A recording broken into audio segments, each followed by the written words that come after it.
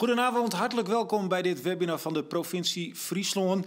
Hoe laat Friesland zich op voor de toekomst? Dat is de grote vraag. Ik ben Roelof Lausma, ik ben vandaag uw gastheer en ik neem u mee in die vraag. Want ja, er staat ons heel wat te wachten. Misschien bent u deze zomer zelf al weggespoeld met uw tentje. Stond u in Nederland of ergens anders in Europa. Ja, dan weet u, er moet wat gaan gebeuren. Nou, de gemeente en de provincies, vooral de provincies, die heeft nu een energieprogramma opgesteld. En er worden een aantal zaken daar aangestipt. En die gaan we vandaag bespreken. Want ja, hoe gaat het eigenlijk met het zelf besparen van je energie? Hoe kun je energie opwekken? Wat gebeurt er met de warmtetransitie? Gaan we water gebruiken? Ja, hoe zit het met het energienet? Is dat er wel klaar voor? En wat zijn alle lokale initiatieven? Dat gaan we vandaag bespreken in dit webinar. En ik vind het super dat u erbij bent.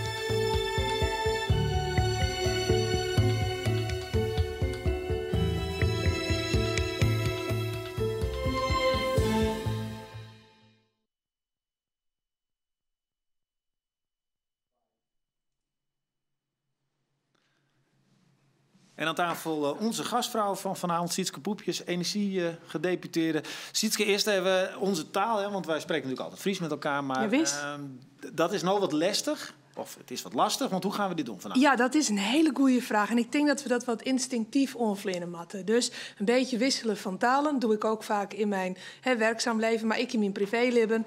Dus ik bespreek soms in Fries. Hier en er gasten binnen die dat ik spreken. Het is wel uw eerste Rijkstaal, maar Nederlands, ja, dat ken ik wel. Oké, dan leren we gewoon zien hoe dat gaat. We willen met Ian natuurlijk boeten sluiten, dus. Nee. Ik doe het even niet Nederlands. Dat energieprogramma, ja, dat is een heel pakket aan papier en heel veel letters en ingewikkelde termen. Ja. Daarom vanavond dit, om het een beetje makkelijker uit te leggen? Ja. Het had dus twee redenen. Aan de ene kant willen we heel graag weten van de Mierskip wat vind je van de plannen van de provincie. En we willen het ook graag uitleggen van hoe hebben we dat nou opgebouwd en wat houdt dat voor u in. Dus we willen wat brengen, informatie, maar we willen ook graag wat halen. En ook dat er kritisch mee wordt gedacht. Want ja, wij bij de provincie maken ook wel eens een tinkfout. En het is nou zaak die eruit te halen. Het is dus nog niet een document dat in kalk en cement gegoten is. Van hoe gaan we om met energiebesparing? Hoe gaan we om met energie opwekken? Dus we horen graag, wat vindt u ervan? Ja, want dit is een programma tot 2030. Ja. Nou, dat duurt niet zo lang meer. Nee. En wat kan je daar op tegen hebben en hoe laat je dat dan zien? De kist er net zo vol, denk ik, op tien. Als je een persoon bent die, nou, even heel zwart-wit geredeneerd, niet gelooft in klimaatveranderingen of dat het überhaupt in de handen van mensen is om daar wat aan te doen. Ja, als je dat echt denkt, dan denk ik dat vanavond een hele vermoeiende avond wordt. Maar als er een persoon bent die denkt, ja, ik wil wat met mijn verantwoordelijkheid doen. Ik wil zelf stuurlijk wezen met energie, maar ik wil graag dat er energie op een andere manier opwekt wordt. Maar hoe moet dat dan? Moet ik dat met zonnepanelen doen? Waterstof, wat wie dat ik alweer? En ik wil dat ik best oer kernenergie, thorium en dat soort dingen heb. Nou, daar is deze jong van bedoeld. Okay. Want de provincie, dat is dus een vraag die wij binnenkregen via de social media. Hè, want van tevoren zijn we het vragen uitgesteld. De restopgave is gemeentelijk. Waarom dan daar toch nog weer provinciale regels overheen? Ik denk dat het wel een belangrijke vraag is om mee te beginnen. Nou, de restopgave is niet puur gemeentelijk. En de rest staat voor? Regionale energiestrategie. Nou, dat is echt weer zo'n Nederlands woord, oukwatting. En dat meestal, ik heb wel eens gedacht, wat? Maar het is het huiswerk dat de, sinds maar provincies, maar gemeenten op zich noemen om wat ontworstelde energie opwek te doen. En wij zijn in Nederland verschrikkelijk allergisch, waar dat één centrale oerhiet wat voor die bepaalt. Dermet dit, dermet dat. Daarom hebben ik zijn, hoe we dat mooi windmoen of mooi zonnepanelen doggen, dat laten we ons stukjes van Nederland apart doen. Want Twente is geen Friesland, Limburg is geen Grace. Nou, die rest huiswerkopdrachten, regionale energiestrategieën, die vreeg je dus ons stukjes van ons land. Hoe zoen jou dit nou dan? Nou, dat tellen we bij elkaar op, dus huiswerk. En dan kom je uiteindelijk op wat het Rijk nodig heeft. En wat wij ik weer nodig hebben in het rand van het klimaatakkoord. Die ook zegt, er moet wel duurzaam worden opgewekt. Ja, maar de vraag is, waarom doen de gemeentes het en moet de provincie daar weer overheen? We doen dat dus met z'n allen. We doen dat dus als provincie met de gemeenten. In Friesland is de provincie Friesland ook de restregio Friesland. Dus we doen dat met z'n allen. Maar ja, dan wat ik wel een beetje de strenge deputaire uiteindelijk wijzen. Den Haag kan heel wat wollen. Maar hoe uw groenwet in elkaar zit, is het ook nog een keer zo dat een provincie wat vinden mij over hoe de inrichting van uw provincie eruit ziet. En dat klinkt misschien heel arrogant en dat komt misschien ook wat nu veroer. Maar de provincie zocht door alle gemeenten in uw groengebied heen en vindt wat plak en mij er wat van vinden. Ja, oké. En dat energieprogramma, nog eens even daarop terug te komen. Dat ligt tot 23 oktober ter inzage. Zeker. Als je er wat van vindt, ga daar naartoe, Zeker. naar het provinciehuis of digitaal. Ja. En dan? Wat gaat er dan? Wat voor vervolgstap is er dan? Dan verzamelen wij dat, doen we er een nietje doorheen, maar we analyseren het ook. En dat sturen wij dan naar provinciale staten toe, uiteindelijk. En provinciale staten, dat is de gemeenteraad van onze provincie of het parlement van onze provincie. En die besluiten er uiteindelijk over. En weet je, dan is het cirkeltje ook weer rond, hè? Want ik zeg wel, de provincie mag er wel wat van vinden. Maar de provincie ben ik niet, of een gedeputeerde, maar dat is provinciale staten. En die worden ook weer gekozen door de inwoners van Friesland. Dus het is heel democratisch. U als inwoner stemt voor provinciale staten en die bepaalt uiteindelijk, waar zetten we wat neer. Ja. Dat is het hele democratische proces. Ja. We hebben geprobeerd hier ook straks in de tafelsetting ook met heel veel verschillende partijen te zitten. Dat gaat straks ook gebeuren. Dan horen we van alle kanten hoe ze kijken bijvoorbeeld naar energiebesparing, maar ook de lokale initiatieven. Wanneer ben je nou blij dat als mensen, laten we zeggen rond 9:15, 9:30 de computer uitzetten, wanneer is het geslaagd? Ik ben blij als mensen zien, het geldt ook voor mij als inwoner van Friesland, dat je zelf wat aan je energiehouding kan doen, als je dat wilt. Dat dat niet onmogelijk is, dat het geen ver van mijn bedshow is. En ik ben blij dat we ook een manier gaan bedenken, en die hebben we ook al aardig te pakken, hoe we aan duurzame energieopwek kunnen doen. Dus dat het hele klimaatdebat, dat niet een hopeloos dossier is, dat je er nu echt wat aan kan doen met z'n allen. Oké. Dat tentje waar je misschien uit bent gedreven, dat je daar zelf nog wat invloed in hebt. Ja, en kijk, het mes snijdt soms ook aan twee kanten. Hè? Want als we wat aan onze klimaathouding doen, dan heb je een tornado in Tsjechië wellicht niet meer. Overstromingen in Duitsland, Limburg. Die vreselijke branden daar in Zuid-Europa. Maar je hebt ook minder geld dat je hoeft uit te geven aan je energierekening. Dus het mes snijdt aan twee kanten. En wat ik persoonlijk ook altijd een heel sterk argument vind, is, maar dat is heel politiek hoor, dat wij net al hinkelijk binnen van dictators of boeven ergens oors die zeiden, we doggen de gaskraan even dicht. Dat Westen, dat zie ik het maar uit. Daar wist ik onafhankelijker van. Oké. Nou, dit is het begin. Dit is ook uiteindelijk waar het om draait vanavond. We gaan 5 thema's bespreken. En het eerste thema is, zoals net Sietske het al zei, energie besparen. Ik vergelijk het wel eens met mensen die willen afvallen. Ja, hoe minder je eet, hoe minder je hoeft af te vallen. En dat is ook zo met energie. Hoe minder je verbruikt, hoe minder je hoeft te besparen. Zo 4.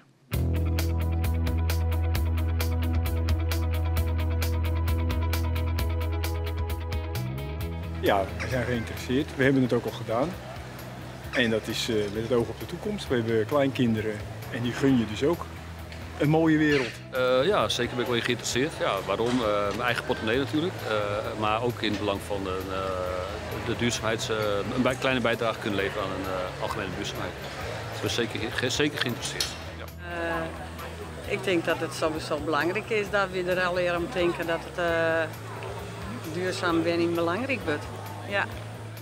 Het dekt natuurlijk ook de kosten, maar het is ook dan vervolgens weer makkelijker om je huis te verkopen. En ja, op allerlei gebieden probeer ik te verduurzamen. Dus ja, zeker.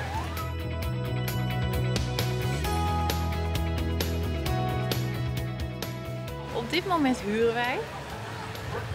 Dus wij denken er natuurlijk wel over na, als we zouden kopen, wat zouden we dan willen? En dat zou dan bijvoorbeeld een warmtepomp zijn of zonnepanelen op het dak. Ik heb zonnepanelen, maar ik weet niet of dat onder het verduurzamen valt, maar ik heb zonnepanelen sinds een paar jaar. En Ja, ik zit wel een beetje aan tegen de betere isolatie aan te hikken. Ik heb een jaren 70 woning en de dubbele ramen zitten erin, maar het zijn oude dubbele ramen. En daar zou ik wel iets mee willen. En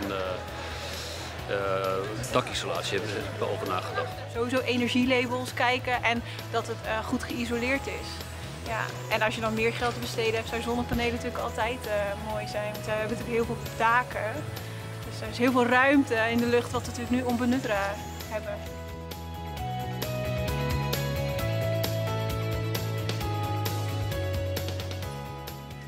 Nou, er is al zoveel over bekend, ja. Ja, natuurlijk. Nee, eigenlijk niet. Zoals je net hoorde heb ik wel wat ideetjes. Maar waar ik dan zou moeten zoeken, of bij wie ik dan zou moeten zijn, of er ook één organisatie of club is die me daarbij kan helpen. Nee, dat zou ik eigenlijk niet weten. Nee. Ja, want uw buurman is installateur. Dus die kunnen je er heel goed in voorlichten en adviseren. Ja. Nee, eigenlijk niet. Maar ik zou zeggen altijd YouTube. Ik denk dat is het kleine beginnen. Ik denk, ik volg zelf dan in de opleiding. Dat heeft heel erg met social media te maken. En daar kan je eigenlijk op het internet is alles wel bijna te vinden.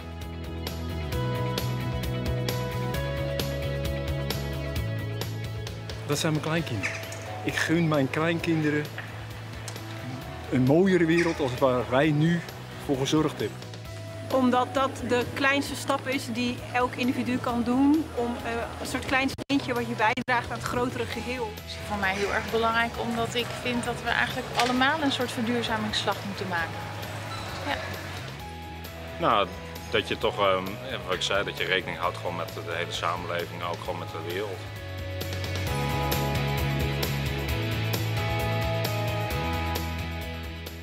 Ik denk dat er meer duidelijkheid moet komen over hoe particulieren het beste van het gas af kunnen komen. En ik denk dat de provincie Friesland de hele gasboringen die nu in Ternaert, dat is een stukje noordelijker waar wij wonen, waar ze dus willen gaan boren, ja, daar moeten we vanaf.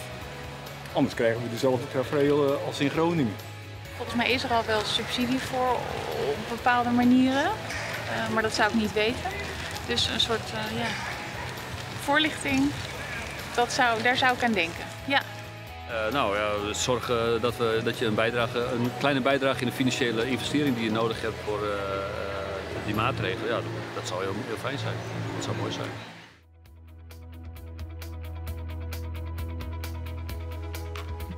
Ja, dit is de eerste tafel hier. We gaan het hebben over energie besparen. Wat kun je zelf doen? Bij ons aan tafel aangeschoven wethouder Jan Dijkstra van de gemeente Waadhoeken. Ja. Welkom. En Marije Boersma van het energieteam Friesland en energiecoach.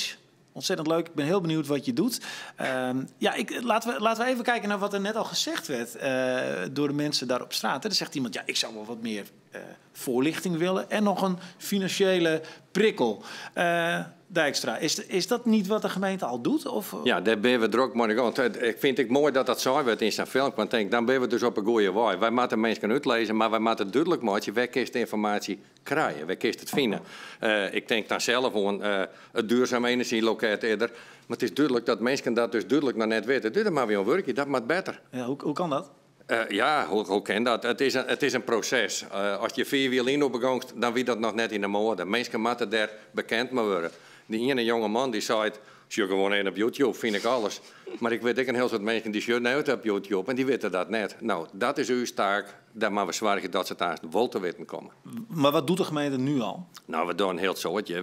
Wij proberen het ook via de site. We proberen het via folders. We proberen het met nieuwsbrieven onder de mensen te brengen. We zetten stukjes in de krant. Hè. We kepen letterlijk nog van de lokale Hoes en Hoesbladen een pagina om daar ik dingen over dwarsheid in te zetten en mensen erop te wezen. Als iedereen dat altijd leest, weet ik net. Maar als een keer van de boormiljarden zegt, nou, dan kun je het wel vinden. Misschien dat men dat dan op een keer wel docht. Ja. Dus. Maar het is jouw werk, hè? Dat ze dit vertellen. Ja, hoe gaat zoiets in zijn werk? Wanneer kan ik een energiecoach eigenlijk bij me langs laten komen? Het lijkt me gezellig, even een kopje koffie drinken. Maar bijvoorbeeld, ik heb zonnepanelen. Ja. Heb ik er nog niet zo lang op liggen. Ja. En een gedeeltelijk elektrische auto. Wanneer had ik jou kunnen ontmoeten?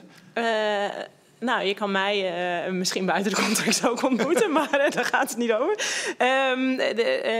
Wat we met het energieteam proberen is om overal in Friesland heel laagdrempelig mensen aan een energiecoach te helpen als ze dat zelf willen.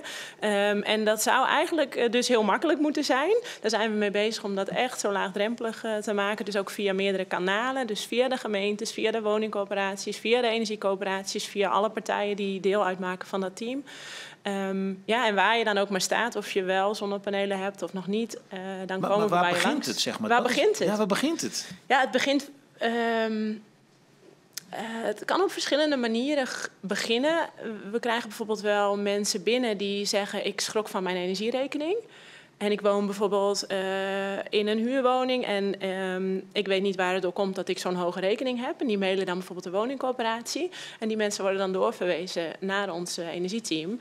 Er komt een coach op bezoek en die zegt, nou, we gaan eens even door het huis. En heeft u de ramen altijd open hier? En heeft u uw SFV altijd op 25 graden? Of kunt u die ook op 22 zetten? Of misschien op 19? Of moet dat boven en onder gelijk? En zo ga je dan met elkaar door het huis heen. En denk jij dan wel eens van, ja, hallo... Hier, dit snapt iedereen dat dit niet kan?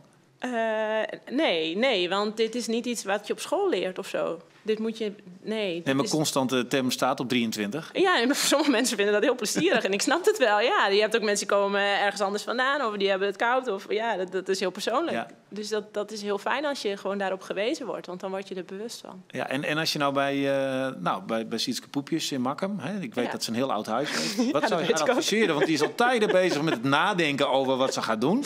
Ja, ik denk dat Sietske een energiecoach moet aanvragen. Nou, dat zou net verkeerd wezen. Maar wat zou stoot dan? Wat ik zou doen bij die? Ja.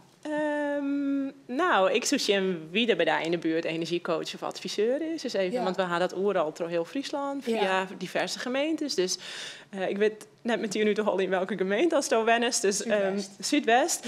Ja. Nou, dan moeten we met de gemeente Zuidwest in contact komen en vragen van, hebben jullie binnenkort een coach voor Sietske beschikbaar? En dan komt hij bij je langs. En, nou wil het toch wel dat ik toch een energieadviseur bij mij delhand heb. Dat is technisch wat anders als een coach. Want als ik het goed begreep, dan zocht je hem naar wat hast te bestegen en hoe gist überhaupt om met die gedrag. Ja. Ja. En ik heb een adviseur delhand en die had ik echt naar de technische stand van mijn lieds middeleeuws huisgesjoen.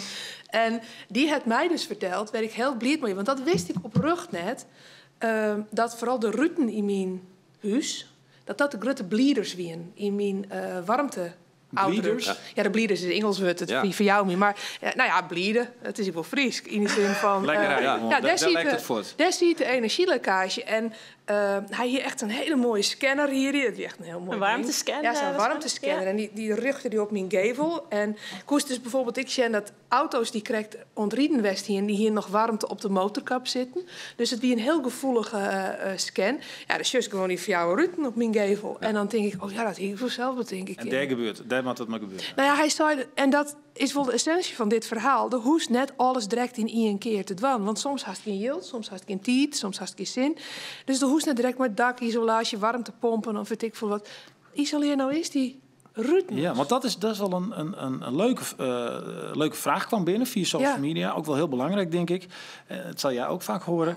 Ja, hoe kan ik nou echt mijn rekeningen omlaag brengen en niet eerst een veelvoud moeten betalen om de balans te vinden? Als alles wat ik zou willen doen kost eerst duizenden euro's om een paar tientjes terug te winnen. Ja, nou, misschien is het goed om te vertellen dat we eigenlijk een aantal categorieën hebben met de energiecoaching. We hebben echt de coach die mensen helpt met dus de cv-instellingen en echt een stukje bewustwording en gedragsverandering op wat je echt zelf kan doen zonder dat je nog maar €1 hoeft te investeren. Dus dat is heel laagdrempelig en dat kan echt voor iedereen helpen. Hier, dat is stekker uit de stopcontact. Ja, precies. Ja, en ledlampen. En sommige mensen zijn heel ver, maar anderen hebben geen idee. Dus we proberen echt bij de basis te beginnen van waar staat iemand. En als je dat dan helemaal hebt aangepast en je wilt verder, dan kun je naar de energieadviseur. Dat is de tweede categorie.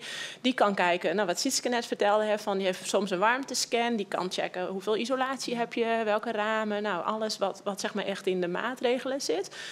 van echte technische maatregelen. En die kan ook inschatten wat zou het kosten als je daar iets aan doet. En we hebben ook nog een maatwerkadviseur. En die gaat nog een stap dieper. Die maakt berekeningen. Als je nou bijvoorbeeld naar energie-neutraal wil, wat moet je dan doen? Wat kost het dan? Ik zou daar nog wel heel iets beetje aan tafel over gehad. Het is precies zeker. wat wij er ook maar gaan binnen. Ik heb die coach even in huis om een filmpje te maken om iedereen dat duidelijk te maken van wat die coach doet. En het zit soms in zulke liedjes dingen die zeggen, hey, die lamp die neemt zoveel stroom als er een oren pit in doet. Dat scheelt die van 150 watt, gist naar 3 watt. Hoe simpel kan het wezen? En dan hebben we binnen de gemeente ik nog een regeling, de RRE-regeling. Dan sturen we bonnen rond bij de gemeente en dan kun je voor €20 gewoon die lampen ophellen. Nou, ik neem maar even wat. Dus de kind volle meer dan wat je soms denkt. Ja. Maar een belangrijke vraag is toch ook, hè, want we hebben het nu straks over opwekken, want ja, dat moet overal. Hoe groot is nu de percentage wat we winnen als je uit dit energieprobleem, wat je wint door zelf zuinig te zijn? Dus energie besparen, wat lossen we daarmee op qua percentageprobleem? Ik ken het net in percentages nou direct nog. Ja, wij hebben in ons dwarsemietsagenda als een beleidstuk, dat weet ik wel, dat is een voornemen van wat we willen. Wij zeggen we willen op zijn minst 30% besparen op energie. Die 30% besparen van wat we nou nodig hebben. Als we dat eerst alles kwijt zijn, dan hoeven we het aan het op te wekken. Daar hoeven we dan niet geen zonnepanelen van te lezen, daar hoeven we geen windmolens van te zetten. Dus dan is dat al besparen. Dat is een doel wat je hebt en daar werk je weer nou naar ta. Ja, Sietske, hoeveel is het ongeveer? Ik weet net u toch wel, eerlijk is eerlijk. Maar wat ik wel weet is dat we al die lietse bietjes, hoe wij energie broekt hebben, hebben we wel via kregen dat we nou wel een energieprobleem hebben. Dus het zult direct waar in al die lietse bietjes bij elkaar optelt, allemaal. En dat viel misschien wel eens wat moedeloos. En ik wel eens, ik in mijn eigen omjouwing, ik ben ik maar heel iepen in. Waarom dan net in één keer heel rigoureus? En dat snap ik wel. Waarom net een kerncentrale bijvoorbeeld? Want dat is, even wetenschappelijk gezien, een hele innovatieve manier van energieopwek. Nou ja, waar ik Rutte Vaardiel nog zitten. Alleen nog, ja, en dit weer misschien net het onderdeel van dit blokje, maar alleen nog, het is dan misschien wel rigoureus, maar er zitten zo volle gevaren aan als het misgaat. Sjoch maar naar Japan, sjoch naar Tsjernobyl. En dan is dit stukje Friesland millennia verdelgd. Ja. Dus het viel misschien even goed om te denken, waarom zou ik er een oren bal in draaien, zoals Jan Dijkstra zei, waarom dan net in één keer dit? Ik denk dat het heel goed zelf het stuur in handen heeft en de mast dan wat bij die beurs past het. Ja, dat vooral. En wat bij die haring past het. Ja, want daar komt dus, Marije, nu een vraag ook over binnen. Of die kwam binnen. Mensen zeggen, ja, hoe meer besparen, hoe meer we ook gaan betalen. Dat heb ik wel vaker gehoord. Dat hoe meer ik snap het niet helemaal, maar hoor je dat wel vaker? Iemand aan tafel? Ik jij dat wel eens. Mensen binnen bang, we besparen nou, maar dan drogen ze de prijzen wel omheen. Ik zeg van, we zullen toch wel betalen in matten. Als die kant u denken, dan kent er helemaal niks. Wat je op dit moment doet, als je fors bespaart, en besparing is ik zelf zonnepanelen lezen, hè? Want dan hoe je de stroom die je zelf broeken, kun je zelf opwekken. Dat hoef ik net op te wekken. En dat levert gewoon, op dit moment, yield op. Het is gewoon een feit, dat kan uit. En dan denk ik, ja, als dat bij jouw beurs past, is dat wel stapje en dit je dwang maakt. Maar dat past net bij iedereen in zijn beurs. Hoe voorkomen we dat er een groene elite is? Die het wil alles betalen. Nou, die mij even denken, wat Jan zei, dat als nou juist naar de prijs van duurzame energie, die gaat heel rap naar beneden. Dus die kostprijs zakt heel sterk. Dus het wordt in die zin goedkoper als we oorschakelen met meer duurzaam. En ik denk toch dat het echt gewoon bij diezelf moest houden. Van wat kan ik doen en wat kan ik besparen. En weet dat we maar iedereen het beste voor aan. Dat we ons best doen om het betaalbaar te houden voor iedereen. Want wij willen echt net dat mensen in armoede komen door de energierekening. Nee, er zit niemand op te wachten. En is er een kantelpunt ergens in de toekomst? Dat je echt denkt, oké, het wordt nou echt goedkoper? Want het is wel zo, €5.000 zonnepaneel, dat levert hij misschien eerst maar €50 op in de maand. Ja, precies. Maar ja... Ik had van de week een heel mooi voorbeeld van een van de coaches die het activiseren in Ljout. En die had een vrouw geholpen. Bij mij begon, inventarisatie van het huis, bleek een heel oude televisie te hebben. Maar zo'n heel kosten achter, zeg maar. En dat bleek een van de grootste stroomvretters in haar huis. Dus die had ze die vrouw besparen eigenlijk al trouw wat de coach al heeft zijn hier. Dus toen zijn ze lid bij die televisie eruit doen. En dan keer je weer naar je televisie van het verschil wat we al besparen gaan. En dan zien we wat er dan gebeurt. En die vrouw had nou zoveel besparen alweer. Dat ze nou een naaie koolvries combinatie keert. Dus dan gaat het alleen maar sneller de goede kant op. En dan denk ik, ja, dan word ik heel blij van. Dan denk ik, ja, daar doe ik het voor. Ja, dat is de budgetting van het werk. Ja.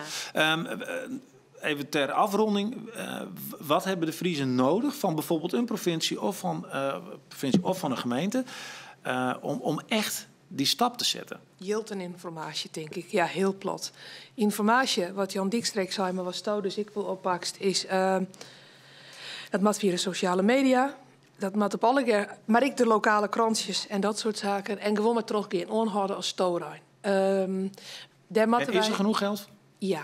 In die zin, wij hebben bij de provincie leningen die mogelijk binnen. Daar staat minder rente te betalen als de lening ongist. Bijvoorbeeld om die zonnepanelen te kopen. Die in huis, dat zou hier van die vrouw, ik in die filmpjes, wordt er ik weer meer werk van als die zonnepanelen erop heeft. Wij moeten, denk ik, als oerheden de verzorgen dat mensen die wat onhikkerd zijn, die €5.000 denken van, oh, maar het is mooie lening en de subsidiemogelijkheden die er van een gemeente of de provincie binnen wel heel goed te betalen. Ja, dus yield en informatie. Ja. Nou, we maken misschien wel letterlijk de dwarpshuis. Nee, we hebben uw dwarpencoördinatoren, die moeten op het rom slaan, denk ik. Gewoon elke keer maar we melden die informatie brengen, dat er wel wat kan. En dat het net alleen een yield kost. Het is leuk om er mooi te gaan, maar het levert ik wat op. Van leads tot wat groter. Ik denk dat Marije dat krijgt heel goed uitleggen. Hoe je leads beginnen kennen en hoe dat ik volle groter kan. Zonder een ramp, dus die er eerst gebeuren moet. Nou ja, en ik zou zeggen, als iemand er al mee bezig is, dan schroom ik net om die buren erover te vertellen. En inspireer elkaar en vreden van, hey, als er al ledlampen in de huis. Ja, ik zou het mooi vinden als het er wat vaker ook gaat. Ja. Hartelijk dank. Deze tafel sluiten we af. Dit was het bespaardeel. Maar als het besparen nou niet werkt, ja, dan moet je het gaan opwekken. Of als het sparen niet genoeg oplevert. Ja, dat is het volgende onderdeel. Het opwekken dus van energie. De verduurzaming van een huis is belangrijk omdat we daar de stappen kunnen zetten in de energietransitie. En een groot voordeel voor de eigenaar zelf is dat hij lagere energiekosten krijgt. Ik ben Jelte Pars, ik ben eigenaar van Middelzee Advies en Consultancy. Ik ben energieadviseur geworden omdat ik zag dat de energietransitie mensen nodig had die andere mensen kunnen helpen in het verduurzamen van hun woning. Daarbij zag ik ook dat de energietransitie op vierkante wielen liep. En dat mag best wel wat meer op gang geholpen worden. Wij hebben zonnepanelen op ons dak geplaatst omdat we aan de ene kant we willen bijdragen aan de verduurzaming van onze omgeving, van onze directe omgeving. En aan de andere kant vanuit financieel oogpunt en dat we ze in een aantal jaar terugverdienen. Mijn naam is Klaas Bijlsma, ik woon in Sint-Annebrochie en ik ben vrijwillig bestuurslid bij de Beeldse Energiecoöperatie.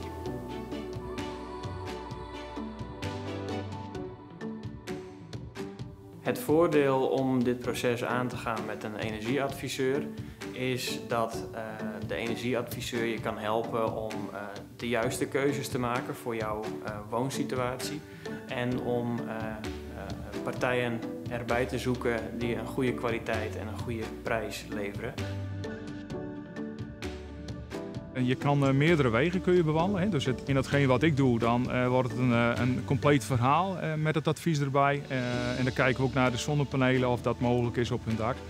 Maar het kan ook via een bedrijf wat daarin gespecialiseerd is. Die kunnen jou daar ook goed in ondersteunen. Het geld wat nu op de bank staat, investeer je in de zonnepanelen.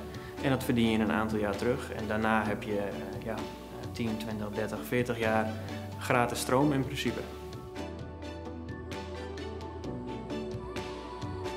Het gaat de verkeerde kant op qua het klimaat. En ik denk dat wanneer je bij jezelf begint en je eigen omgeving verduurzaamt, en dat we zo allemaal een steentje kunnen bijdragen. Ja, om die overstap te maken in die energietransitie van de fossiele brandstoffen, moeten we toch iets anders gaan doen. Dus dan gaan we naar wind en zon en aardwarmte.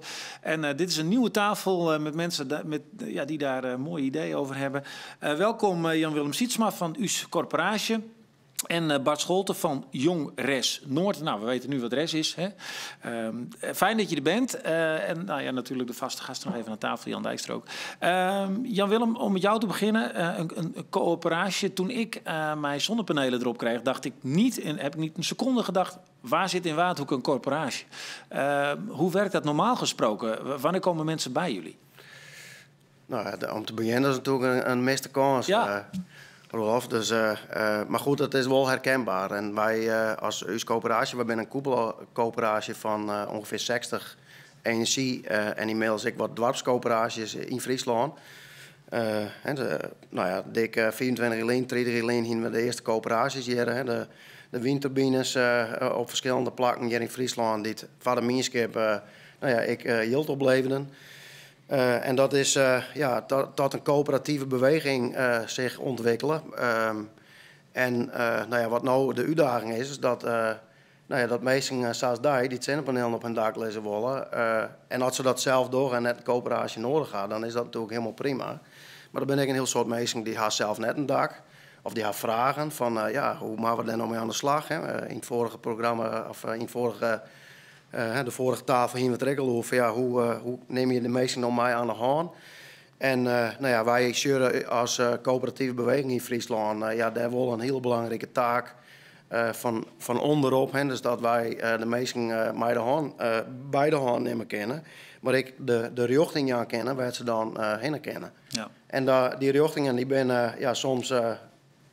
want wat ben je richtingen? Ik bedoel, zonnepanelen die hebben we de hele tijd. Maar wat is er nog meer? Nou ja, als je wat een soort van onze leden door is, wat we nemen, collectieve opwek. Voorbeelden daarvan is dat je bijvoorbeeld een boer had die zijn dak beschikbaar stelt, waarbij 200, 400 of 600 zonnepanelen opleid worden. Het dak vol, dat is natuurlijk het mooiste. Waarbij dus de leden van de coöperatie dan daar als participant deelnemen kunnen in dat collectieve zinnendak. Dat is een heel bot in nog steeds in, ik woest zeggen opkomst. Het is niks nice. Het wordt al langer dingen. Maar het begint wel steeds meer slagkracht te krijgen. En meestal die shirk in is dat soms het ingewikkeld is om zelf zonnepanelen op het dak te lezen. Of ze vinden het net mooi. Of het kan net, omdat het dak er net geschikt voor is. Dat soort collectieve opwek is daar heel geschikt voor. En het voordeel is?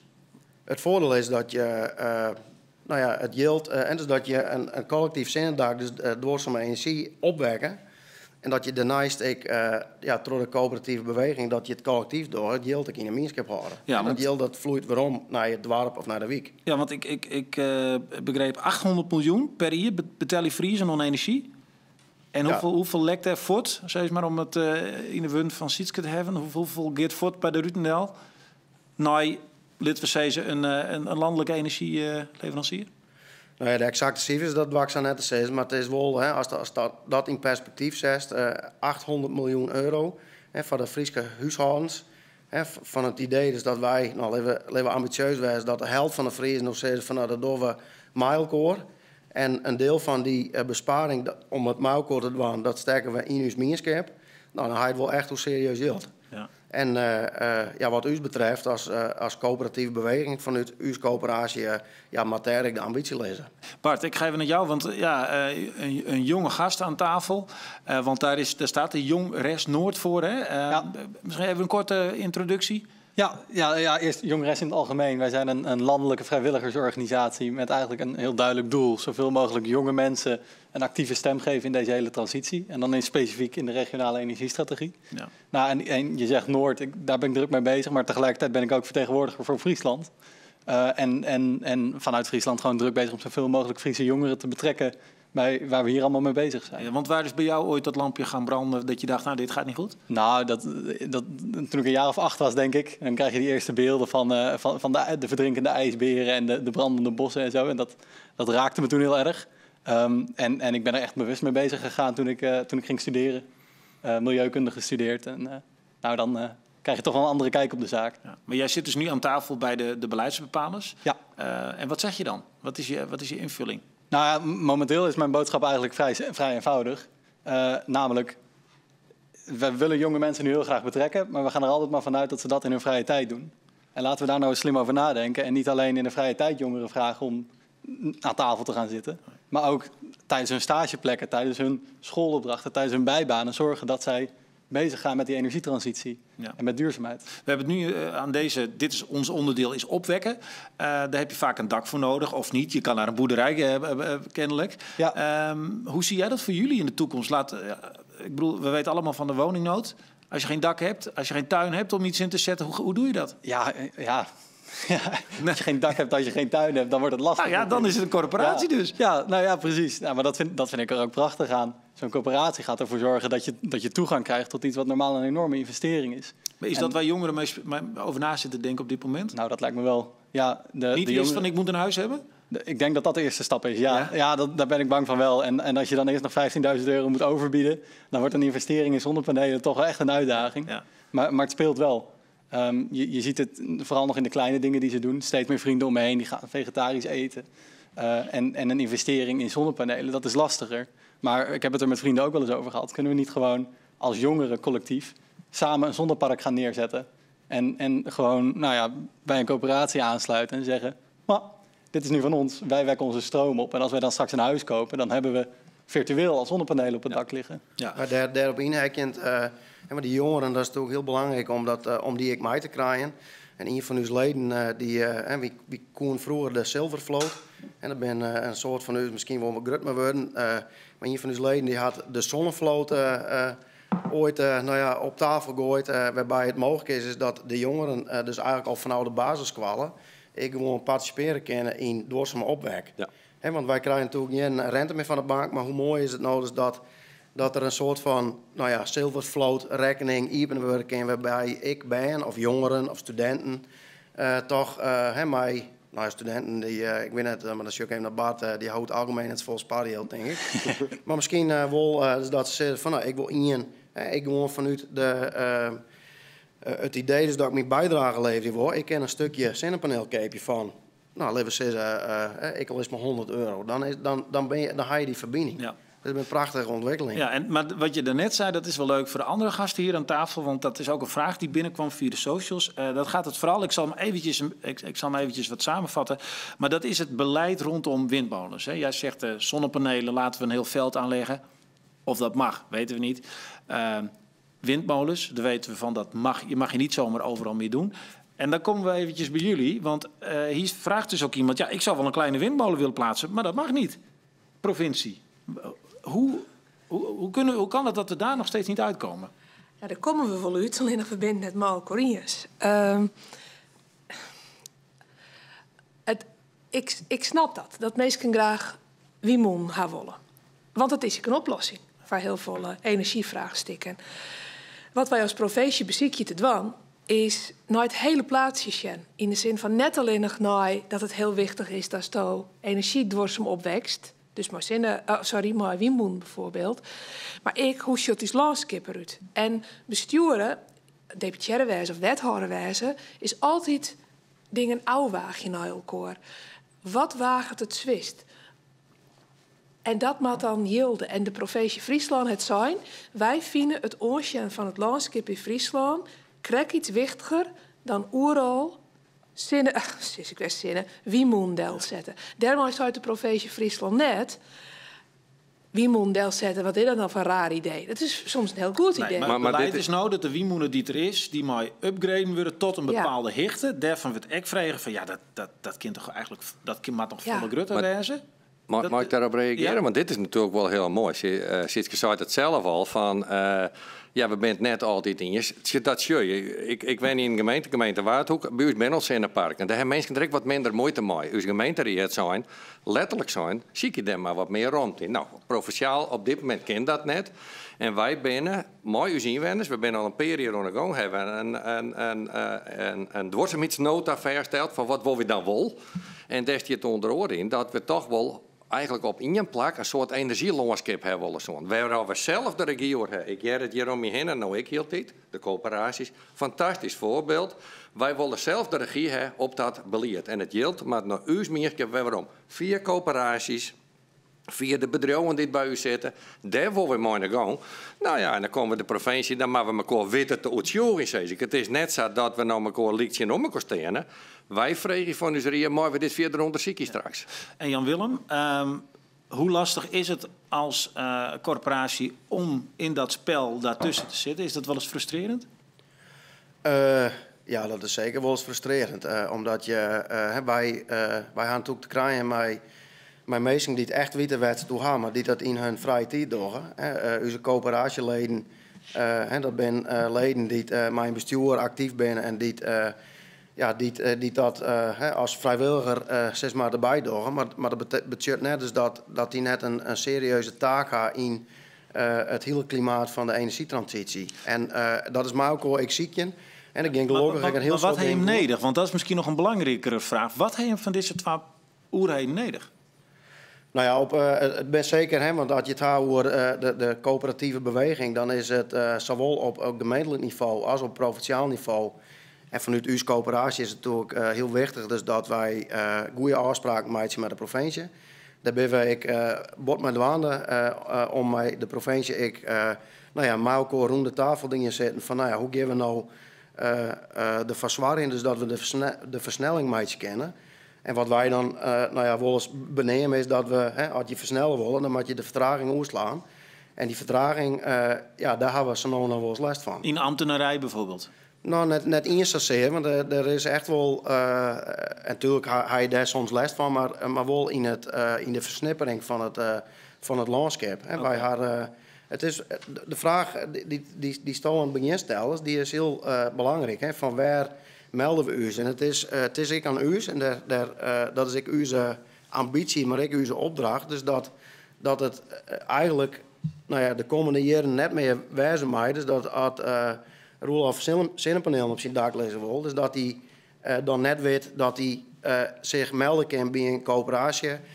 Of bij de gemeente, of bij uw coöperatie. Ja. Omdat hij weet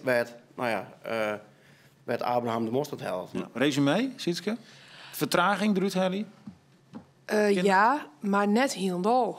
Als die vertraging inhoudt dat de provincie wat meer tasten had op bepaalde plakken, dan denk ik net dat gauw onder waarde is. Maar wat Wolsa is, en dat zei Jan ook, zie wij de Frieske manier van geerwerkje. Dat houdt net in botje en oerelkosten of de loopgraven ingaan. Dat toch oren meesken of oren landen. Maar we moeten op de inhoud zien naar wat is nou het eindresultaat en hoe verhoudt het zich, het energielandschap van Jan bijvoorbeeld, dat de rest van Friesland moest altijd naar het grote plaatsje zien. En daar is het plaatsje van hoe shut het eruit, echt belangrijk, want daar ben je in Wienmoen best 4 maal van nee, net Oeral Wienmoen. Nee. Maar er komt ook een vraag binnen van mensen die zeggen, ja, Oeral Zinnenparken, daar wil je echt net bij. Nee, en daar hebben we dus ik beleerd op, dat dus ik net Oeral mooi. En daar krijg ik dan weer klachten hoor, van ja, wat wil je nou? Ja, en dat klinkt dan weer vertragend, maar dat is net vertragend, want want iedereen denkt zit je erachter, want we hebben Jeddersion in de windenergie-discussie, als je dit trotdrama, dan krijgen de mensen net mooi. Want mensen ik mooi krijgen. En daar is tijd voor nodig. Dat klinkt vertraging, maar dat is het net. Dus waarom, waar uitlezen, waar ben we mooi gaan. Maar ik vraag je wat hij hem nodig, wat hier rond tafel gebeurt, dat maar wij als gemeente ik doen. En dat doggen we. En het laatste woord aan de Greta Thunberg van Friesland. Ja. Aan de mannelijke vorm. Ja, nee, ja, ik vind het wel heel leuk. Want er zit natuurlijk een hele hoop geschiedenis in deze discussie. En ik zeg van, we moeten nou eens even onderzoeken, hoe komt dat landschap eruit te zien? En volgens mij kunnen we daar heel goed een frisse blik in gebruiken. Want wij zitten helemaal vast, ik ook al bijna. Als ik op mijn wielrenfiets zit, dan denk ik, wat prachtig. Maar dan zitten we alweer bijna vast in de gedachte van hier willen we niet vanaf. Ja. Wij hebben, ik denk een jaar geleden nu is gevraagd aan een bijna 600 kinderen van teken eens je toekomst. Nou, en dan zul je zien hoe vaak daar wel een windmolen in dat plaatje staat en een veld met zonnepanelen. En daar zit veel minder die ketens aan waar we nu aan vastzitten. En die zien dat als iets prachtigs en als iets van de toekomst. Ja. Dus zeker voor iets, als we gaan onderzoeken hoe gaat het eruit ziet, dan zou ik zeggen, betrek ze en laat ze maar eens tekenen. Ik zou haar zeggen, Bart, help u erbij. Ja. Wij willen wel. Ja. Nou, jullie zitten straks in ieder geval nog samen aan tafel. Ja, Als we het in het laatste onderwerp hebben over de lokale initiatieven die er zijn, dan zien we Jan Willem ook weer terug. In ieder geval voor nu dank allemaal. We gaan een stap zetten naar een powercollege. Want er is een best wel ingewikkeld onderwerp wat we gaan bespreken nu. En dat heet aquathermie. Want ja, als we van het gas af moeten, ja, dan moeten we wat anders. Hè. Zon, wind, aardwarmte. Maar aquathermie is dus een hele belangrijke voor Friesland. En dat is dus een nieuwe vorm van warmte voor ons.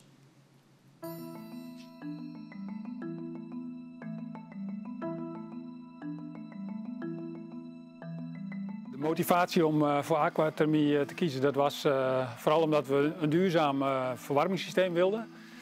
We hebben hier geen gas liggen. Het idee kwam eigenlijk van de energieadviseur. Die zei, jullie wonen hier zo mooi aan het water. En daar kun je ook energie uithalen. Wist ik toen niet, maar goed. Ik hou wel van een experimentje. Het aquathermie-systeem bestaat eigenlijk uit 2 circuits. Je hebt 1 buitencircuit en 1 binnencircuit. En daartussenin zit de warmtepomp.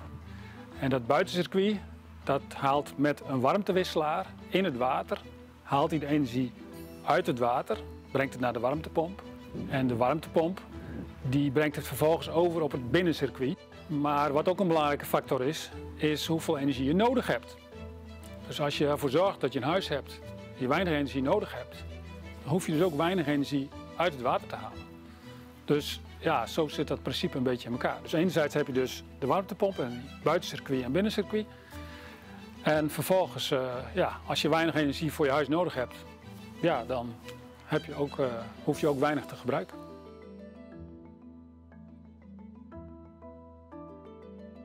Nou, aquathermie is eigenlijk een verzamelnaam van energie uit water opwekken. Daarbij kan je grofweg denken aan 3 methodes. Dat is energie uit drinkwater, dat noemen ze TET. Thermische energie uit afvalwater, THEA, en thermische energie uit oppervlaktewater. En dat is wat we hier toepassen. Nou, we staan hier bij het Zwettenhuis in Leeuwarden. Zoals je kan zien zijn hier stalen damwanden geïnstalleerd. En die worden gebruikt voor de nieuwe kade van de nieuwe haven. Stalen damwanden worden gebruikt voor grond- en waterkering. Maar zoals je kan zien hebben wij hier collectoren op aangelast. Om niet alleen als grondkering de damwand te kunnen gebruiken, maar ook als energiebron. Het bijzondere bij het Zwettenhuis is dat er gebruik wordt gemaakt van hergebruikte damwanden die vrij zijn gekomen bij een ander provinciaal project en die hier een tweede leven in de haven krijgen. En daarnaast dus ook met de dubbele functie als energiedamwand.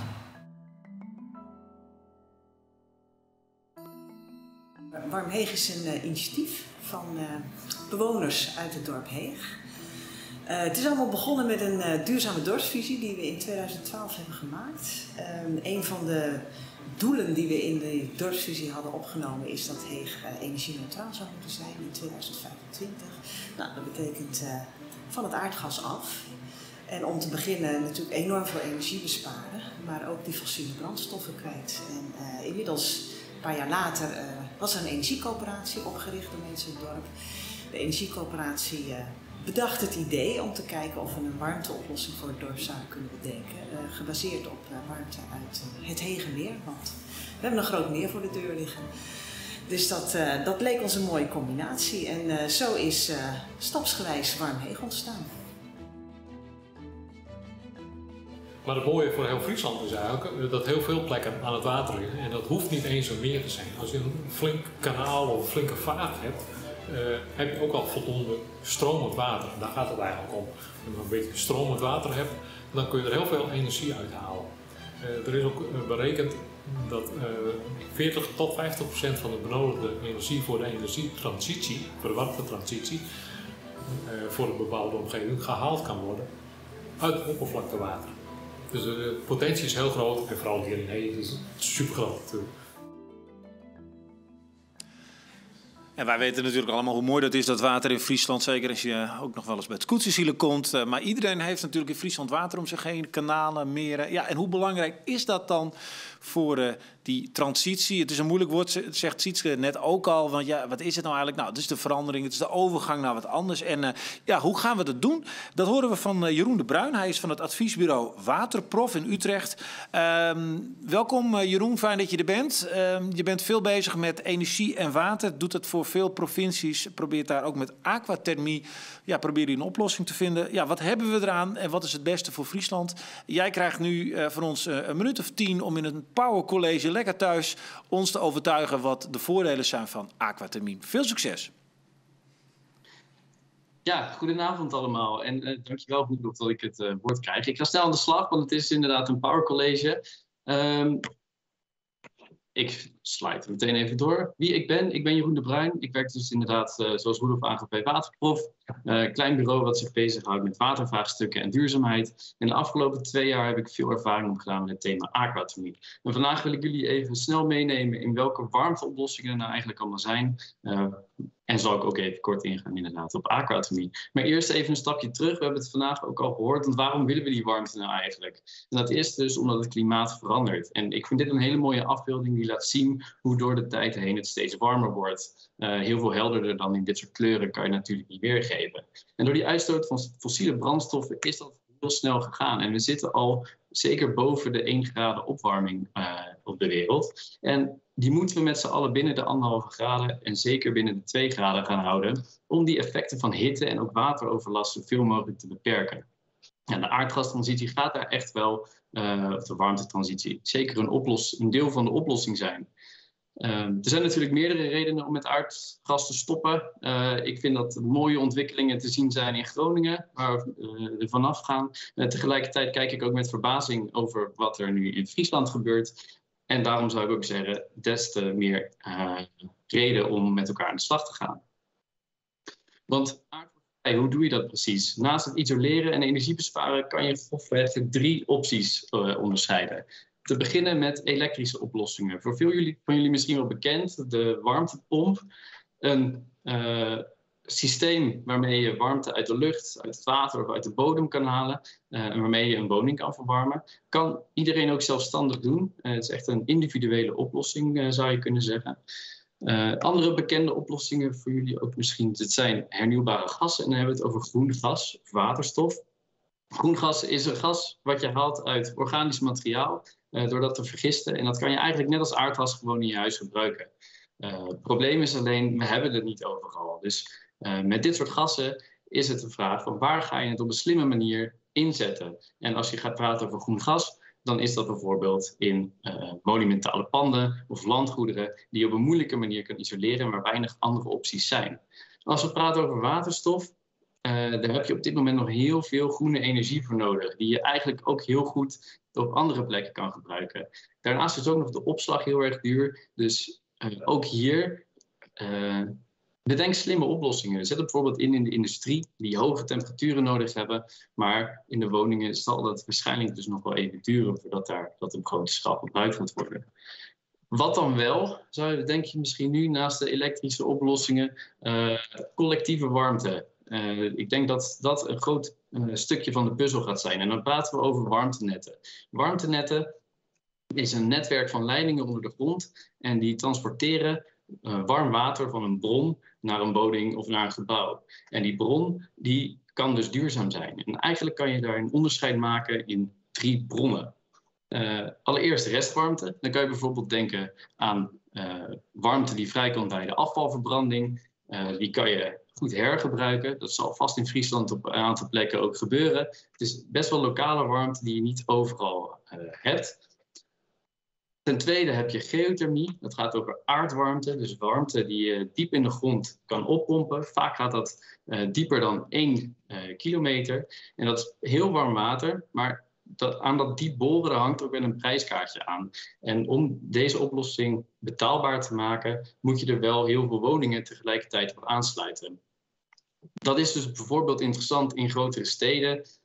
Maar in kleinere gebieden zal je hier niet zo snel mee te maken krijgen.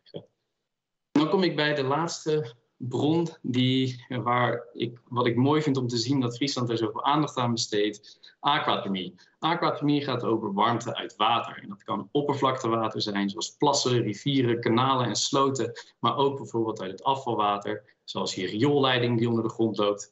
Of uit drinkwaterleidingen. Maar ik wil even ingaan op het oppervlaktewater. Want eigenlijk kan je dus dat water wat we elke dag buiten zien, dat is eigenlijk een grote zonnecollector. In de zomer wordt dat opgewarmd door de zon. De watertemperatuur stijgt. En eigenlijk kan je met een warmtewisselaar een deel van die warmte kan je eruit halen. En vervolgens, door dat op te waarderen, met een warmtenet naar woningen leiden. Ik kan helaas niet te veel op de techniek ingaan. Daar heb ik niet echt tijd voor in deze 8 minuten. Maar heb je daar vragen over, stuur me vooral nog eens een berichtje. Wat ik wel met jullie kan meedelen is waarom ik denk dat het interessant is. En dat begint eigenlijk heel simpel. In Friesland is overal water. En als je op deze kaart kijkt, dan zie je in het rood en in het oranje en in het geel water waar echt heel veel warmte in zit. En waar dus ook heel veel kansen liggen om hiermee aan de slag te gaan. En ik hoorde net ook al andere redenen die belangrijk zijn in Friesland en ook zeker voor de provincie. Aquathermie zie je niet. Het heeft geen groot effect op het landschap. Het gaat met leidingen langs het water, maar verder ervaar je er niet zoveel van als jij op je fiets, als je bijvoorbeeld op je fiets stapt. Daarnaast, het gaat dus echt om lokale warmte en door met elkaar gebruik te maken van je eigen omgeving. Ik denk dat dat ook echt bij het karakter van Friesland past en ook bij het gemeenschappelijk karakter, dus echt bij de meanskip. Ik denk dat daar ook nieuwe kansen liggen om daar mee verder te gaan. Daarnaast, het is een bekende techniek. Het bestaat al, wordt al veel toegepast in Nederland. Er zijn al veel projecten. Dus waarom doen we het eigenlijk niet wel overal? En het is inderdaad nog relatief nieuw. Maar dat het zo bekend is, het gaat niet zo om of het kan of niet. Het gaat erom ook hoe gaan we dit met elkaar organiseren. En dat is in de hele warmtetransitie vaak het moeilijke plaatje. Want we hebben ineens met heel veel partijen te maken die ook iets van het water vinden. Denk aan de provincie, maar ook aan het waterschap, de gemeente, de bewoners en ook natuurlijk lokale bedrijven. Je moet eigenlijk met elkaar dit soort projecten gaan opzetten. Dus handen op elkaar. En dus ook met elkaar aan de slag. Ik denk dat de tijd ook rijp is om met elkaar aan de slag te gaan. Gelukkig zijn er hele mooie projecten zoals Warmheeg, waar echt een berg aan kennis en ervaring wordt opgedaan. En laten we ook van elkaar leren. Probeer die kennis op te halen. Leer van elkaar wat successen zijn, wat fouten zijn. Want zeker ook fouten, dat zijn echt kansen om te leren. Ga niet zelf het wiel uitvinden. Want alleen dan kan je grote sprongen maken met elkaar. Dus om zo ook zo'n duurzaam energiesysteem te realiseren. Waar ik dan vervolgens mee wil afsluiten. Aquathermie is echt niet de heilige graal. Het is niet de enige oplossing die overal gaat werken. Je moet goed kijken welke oplossing past waar het best. Maar wat ik wel durf te zeggen is dat aquathermie een hele grote rol gaat spelen in die energiepuzzel van Friesland. En ga die met elkaar proberen te leggen. En ga die kansen met elkaar ontdekken. En dan weet ik dat denk ik echt dat er heel veel te winnen valt. En daar ga ik ermee afsluiten. Ik hoop dat het binnen de tijd was. Ja, geweldig Jeroen. Maar ontzettend interessant bovenal. Hè? En daar gaat het om. Jeroen de Bruin, fijn dat je eventjes bij ons vanuit Utrecht, denk ik, bij ons binnen wilde komen. Super gedaan. En ik denk dat een hoop Friesen nu wat meer weten van aquathermie. En Sietske, jij zei van dit is de toekomst wel. Hè? Dit kon wel eens een groter worden. Ja, dat denk ik wel. En dat had ik mooi als landschap uitsteken. We hebben volle wetter. Daar had de naaidielen er echt net van. Ik bedoel, het wetter leidt er al. En mensen wat van een landschap vinden, we er misschien een beetje relaxter van. Er zit een mooie technologische kant aan. Er zit een mooie meerskipskant aan. Ik denk dat dit wel eens de toekomst wordt in. Er komen veel vragen binnen en dat kan ook. Helaas kunnen we niet alles hier ook meenemen.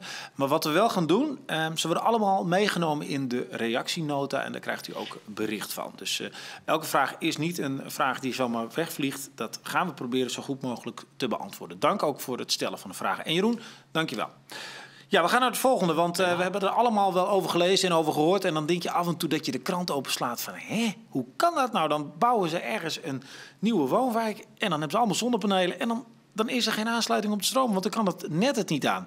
Nou, dat speelt dus in Friesland en dat is een probleem waar keihard aan gewerkt wordt. En daarom is het ook heel belangrijk dat we nu gaan praten over het vierde onderdeel van het energieprogramma. Dat is de energieinfrastructuur. En zijn Tennet en Liander daar keihard mee bezig. Maar hoe doen ze dat?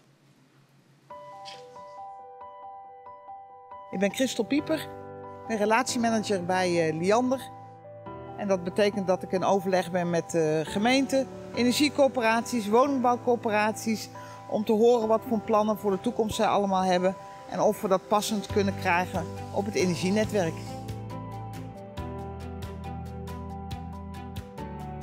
Wij staan voor heel veel uitdagingen. Maar het heeft eigenlijk te maken met het grote geheel waar we eigenlijk met iedereen in Nederland in zitten.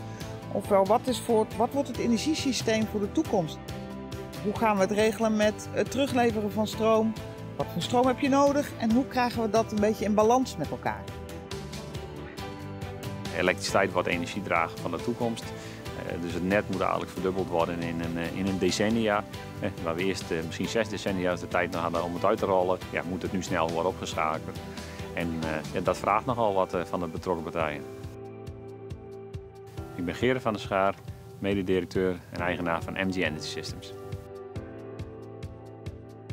Op het moment dat je lokaal opwekken en lokaal verbruik en een accu aan elkaar kan gaan koppelen, dan kun je dan dus bijvoorbeeld de energie eruit halen op het moment dat je het nodig hebt. Ofwel, als je bijvoorbeeld thuis komt met je elektrische auto na het werk, dat je hem dan kan inpluggen. Terwijl je bijvoorbeeld om 2 uur heel veel hebt opgewekt door al die zonnepanelen. Voor de toekomst wordt energieopslag cruciaal. We zijn een echte producent, maar denken daarnaast ook in oplossingen. Dus we maken systemen, hebben daar een blueprint voor. Dat delen we dan weer met onze dealers en installateurs. En zo proberen we slimme oplossingen te creëren die we eerst voor Afrika hoofdzakelijk uitrolden. Maar nu hier de congestie opspeelt, is dat hier ook zeer actueel. Het energienetwerk van de toekomst zie ik als een waar energiesysteem voor Friesland. Waarin we heel erg lokaal opwekken en lokaal verbruiken. Want dat past heel erg bij Friesland. Mooi in de communities, dat we daar aan de slag zijn. En dat bedrijven een enorme stap hebben gemaakt in het elektrificeren en verduurzamen. Dat zou fantastisch zijn.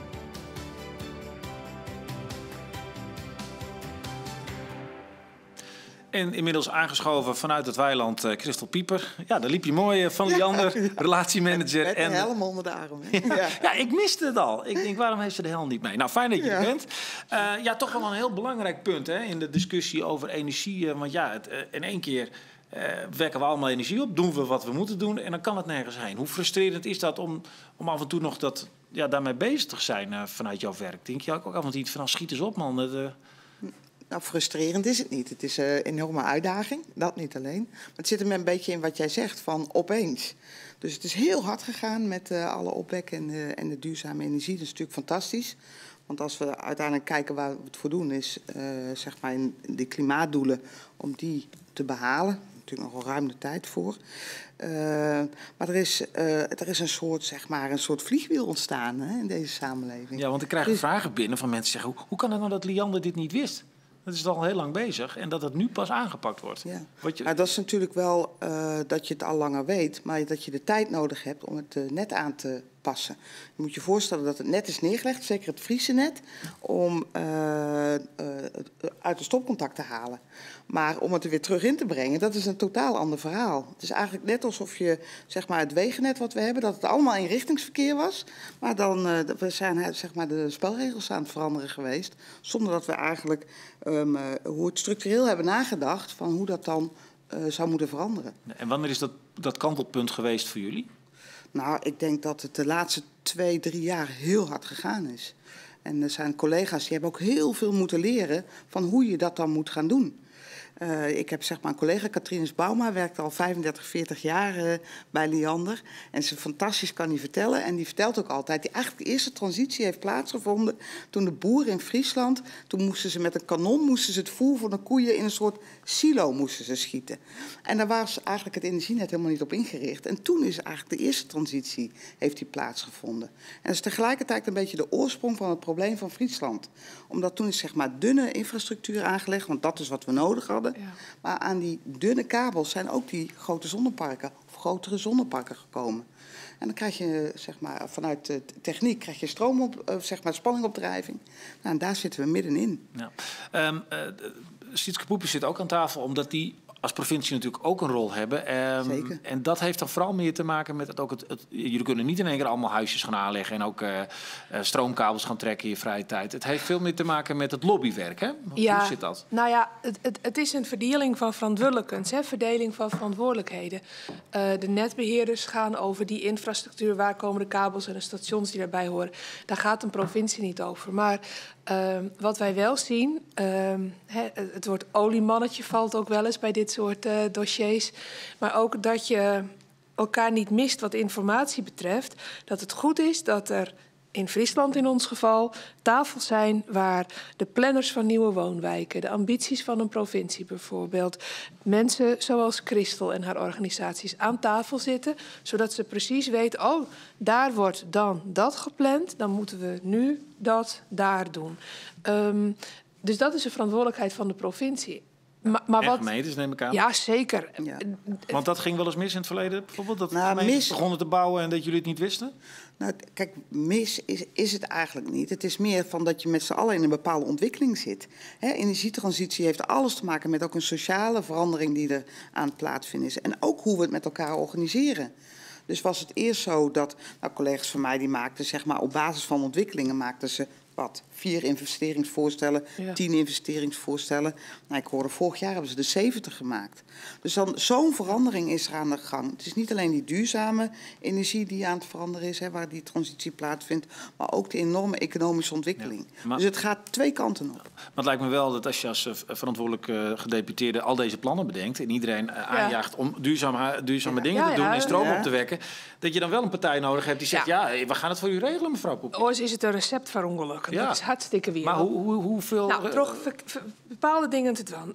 Yield, informatie en lobby. Je wees in die treien. Yield in de zin van dat er genoeg yield is voor Liander, Tenet, om te investeren in die dikke dingen die daar staan. Of de wat, dat kinderen horen die treden. En ik onder de grond, boven de grond, dat soort dingen. Yield, daar ben ik ondeelhouder van Liander onder als provincie. Dus daar heb ik nog een rol in zitten dat er yield vrijmaken wordt om, dus ik wil goed voor de economie trouwens, om dat werk letterlijk te graven in de grond. Dat is het yieldverhaal. Het planningsverhaal heb ik niet zo wat toe zijn. En dat heeft Christel nog beter in de vingers dan ik.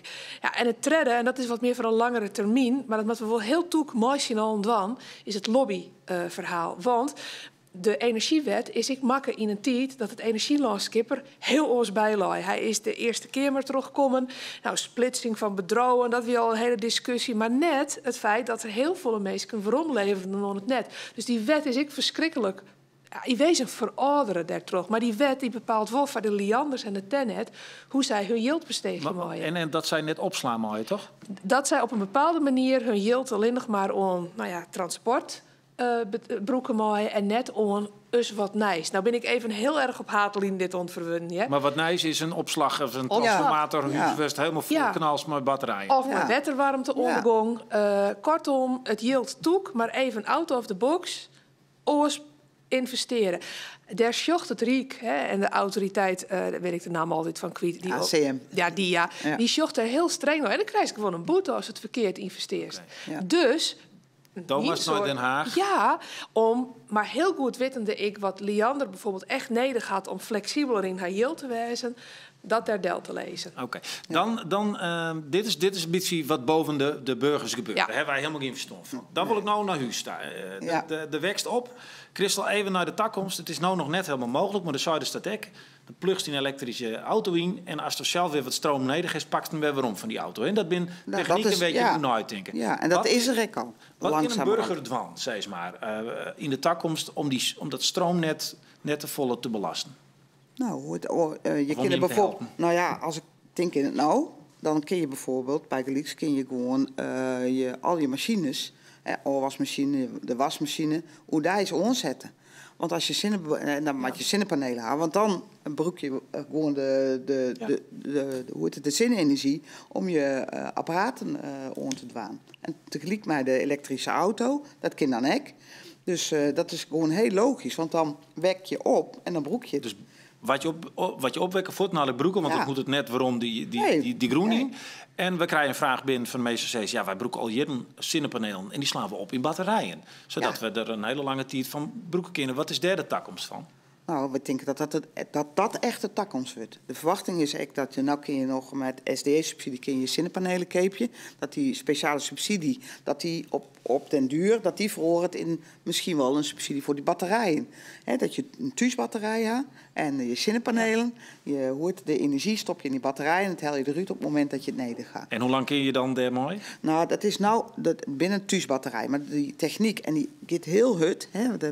De man van de MG die weet er alles van, maar dat had nog wel een slag nodig. En net alleen nog in editie, maar ik in die krutten. Dus dan kun je combineren. Ik bij bijvoorbeeld een windmolen, zonnepaneel en een batterij. En bijvoorbeeld een bedrijventerrein. Ja. Hoe mooi is dat? Dat je dan de combinatie maatje kent. Ja, en dan onder de groen of in een transformatiehokje gewoon... Ja, ik kan dat net horen. En ik denk dat er al jaar ontwikkelingen weer... Maar daar de provincie werd van Nederland. Want die man zegt, lid alsjeblieft even wat doorsdwan hebben. Nou ja, dan moest ik gewoon goed weten van elkaar. Want daar gaat in Nederland ik nog wel eens wat mis. Dat we gewoon net hier weten van elkaar wat we uitspoken. En dat... Aan de andere kant, dat is dan ik wel weer op te lossen. Maar we hebben zelfs binnen het provinciale apparaat wel eens hand. Er was ergens een dik bouwt en dan zijn de man van de orenafdeling. Ja, maar wij gaan de oren hier maar groot onderhoud deel. Ja. Dat hier toch even tegelijk moeten. Dus in één provinciehuis is dat al. Ja. Nou ja, dan heeft dit ik. En daarom hadden we maar in wezen van die mega spreadsheets om tafel met elkaar. Waar, tot wat, wanneer en hoe. Dat lobbyverhaal, dat yieldverhaal, die techniekenverhaal. En vooral, maar dat is even heel politiek bestuurlijk, ervoor zorg je dat maar goede voorbeelden en ja, denk ik wel positieve berichten. Meesten net denken van, dat heeft toch al een keer zin dat ik mijn zonnepaneel moet Nou, precies. Want we kennen het die squid, let maar. Ja, want wat wil jij daarover zeggen, Christel? Als zeg maar de afsluiting van dit onderwerp. Ja, nee, gewoon hoe heet dat, enthousiast doorgaan, dat is het meest belangrijke. En dat het soms even niet kan, dat wil niet zeggen dat het altijd niet kan. Het heeft tijd nodig om een aantal dingen gewoon voor elkaar te boksen. En waar is de stip aan de horizon? Nou, de stip aan de horizon is natuurlijk dat je zeg maar energie-neutraal bent in Friesland. Ja. En dat is 2030, want daar gaat het programma over. Ja. Dat ben we dan nog net, ja? Nou, maar 2040 moeten we... Maar we zijn dan een heel item wijs. En wat ik al zei, het is geopolitiek ik verschrikkelijk belangrijk. Want we weten net wat er al in de oorpatten van de broodbad. Maar dan ben we de meesten onafhankelijk. Dat is net van een Saoedi of een Rus of weet ik veel wat afhankelijk bent. Okay. Ja. En dat is nog heel veel leren met elkaar. Heel veel leren met elkaar. Dank jullie wel, Christel. Fijn dat je hier even was om dit uit te leggen. Een hoop mensen hebben natuurlijk wel van gedacht. Hoe kan het nou dat in Leeuwarden, zo'n wijk, die kan je nu wat duidelijker. Ja, we moeten gewoon door. Ja, oké, bedankt. Ja, nu weten we hoe die opwek de komende jaren dus ook echt goed verwerkt wordt. Dat is natuurlijk belangrijk, hè, dat het allemaal door die draden gaat. Ja, en dat is ook belangrijk dat dat goed gebeurt. Want Friesland loopt voorop met lokale initiatieven. En er zijn zelfs complete eilanden waar mensen helemaal energie-neutraal gaan wonen straks. Op Ameland willen we koplopers zijn in de energietransitie. We willen 15 jaar voorop lopen in die ambitie. Dus dat betekent dat we op 2035 op nul moeten zitten. Mijn naam is Johan Kiewiet. Ik ben directeur van de Amelander Energiecoöperatie. En de Amelander Energiecoöperatie is 1/3 eigenaar van het zonnepark op Ameland. We leven hier heel dicht bij de natuur. En het is natuurlijk ook heel belangrijk dat de stroom opgewekt wordt met groene energie. Ik ben IJsbrand Smit, geboren en getogen op Ameland. En ik ben al 30 jaar werkzaam bij installatiebedrijven op Ameland. Het zonnepark levert alleen nog voor de inwoners van Ameland, niet voor alle gasten die hier komen. Dus we verbruiken natuurlijk veel meer stroom. En alles wat je zelf kan doen, dat is mooi meegenomen. Ook om de ambities te halen natuurlijk, om zo groen mogelijk te worden op Ameland.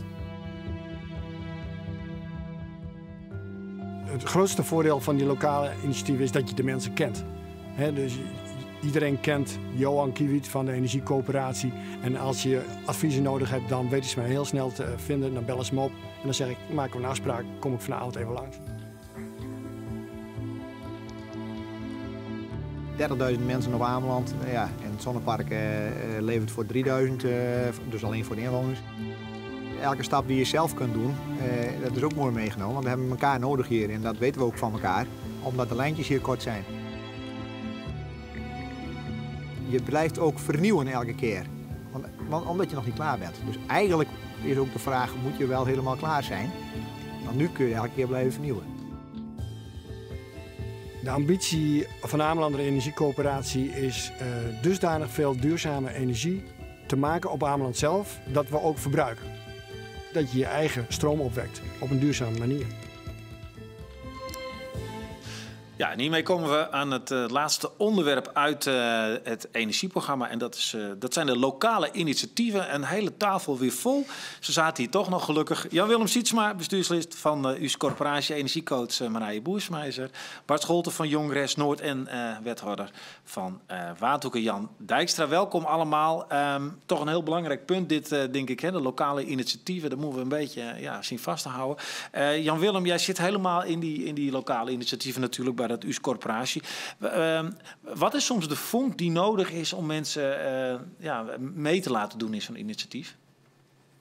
De vonk? Nou ja, we hier in het begin van dit peteer al over de Rijnwaterbouwen en de bron. En dat ben soms wel vonken die je nodig gaat. Dat is misschien net de vonk waar je direct aan denken, maar we hadden toch... ik had het tenminste zelf in mijn eigen dorpsjongen. Ik was in Eerste Mar.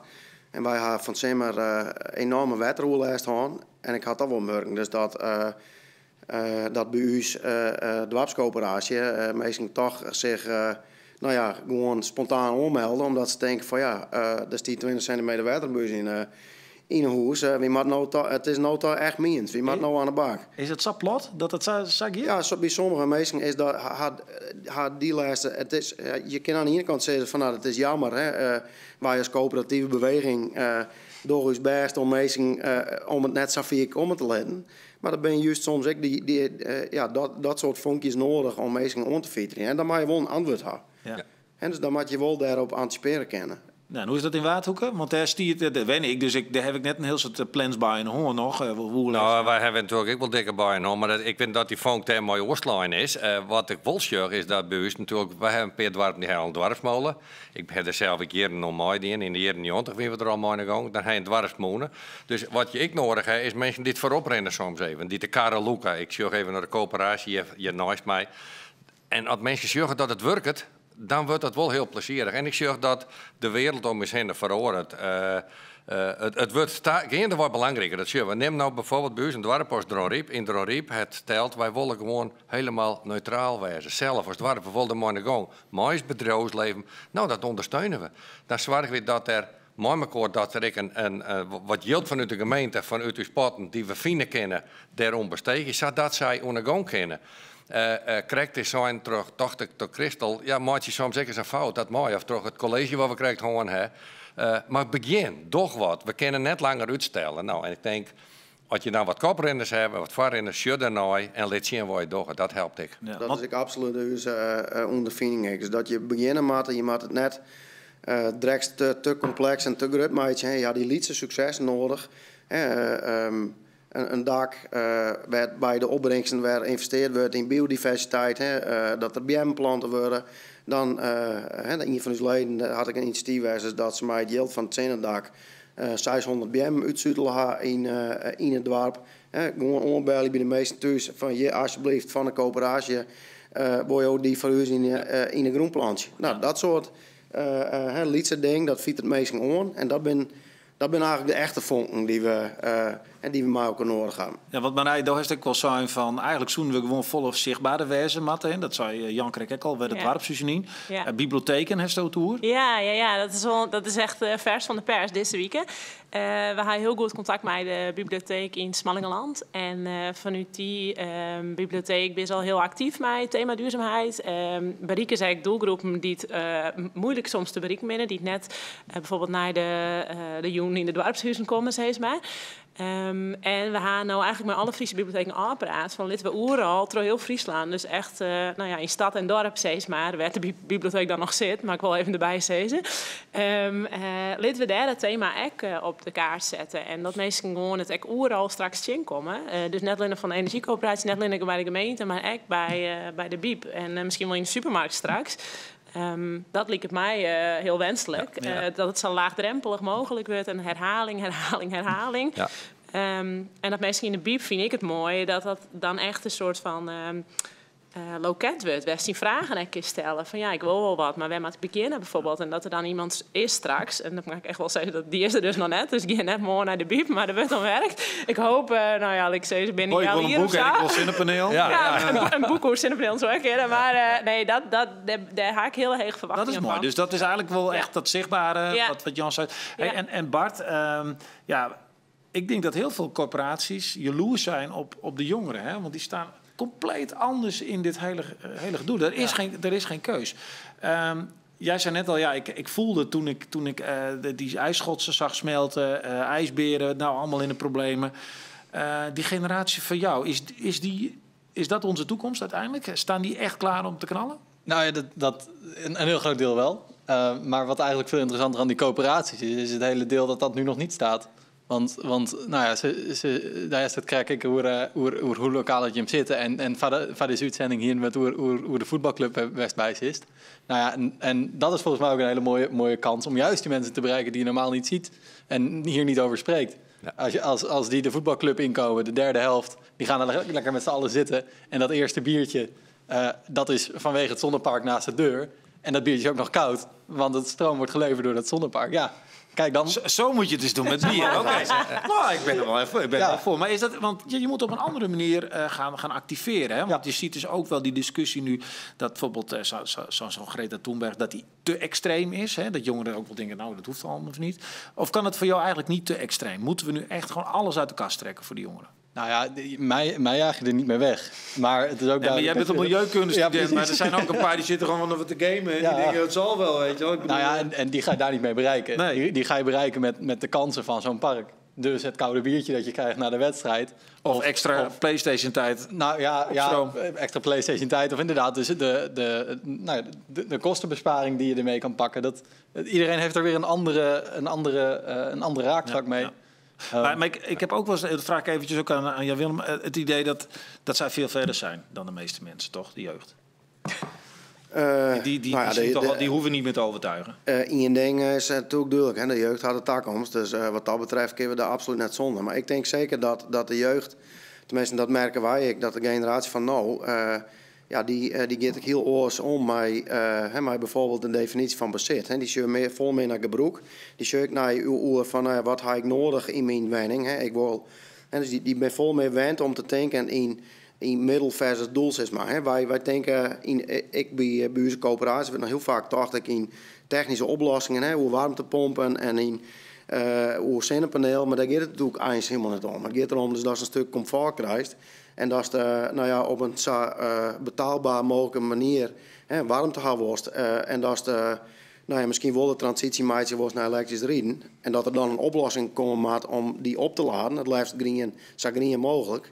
Maar we merken wel dus dat de jonge generatie daar in dat denkproces wel, ik wil het zeggen, eigenlijk wel verder is. Ja. Die staan daar wel zien. Okay. En dat vind ik zelf een heel positieve ontwikkeling. En ik vind het geweldig dat überhaupt Bart ik aansluiten is bij jongeres, want dat hebben we heel bot nodig in die transitie. Oké, dan wil ik van alle hier nog even een laatste soort statement hebben. De mensen die zitten te zien, dat die misschien denken, oké, ik maak nou onder gong, wat maak ik nou mee onder slag? Begin ik met die, Bart, dat is misschien een te grote vraag, maar degene die het nou zeggen, en we hebben toen lokale initiatieven heel belangrijk in het energieprogramma. Wat zoest er mooi aan willen? Ja, nou, ik zou de jongeren graag mee aan willen. Of ik zou de jongeren graag meegeven. Met mij alle talen. Met mij alle talen, ja. Nee, die zou ik graag meegeven.